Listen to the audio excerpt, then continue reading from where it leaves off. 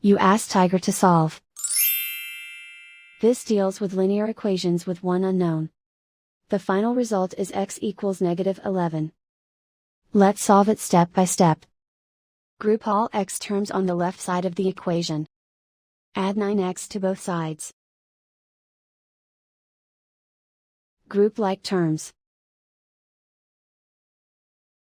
Simplify the arithmetic.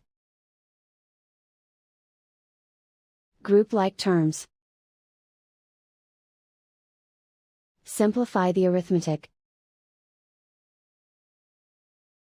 Group all constants on the right side of the equation.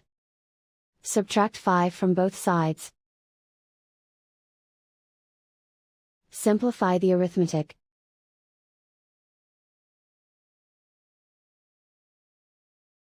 And so the final result is x equals -11.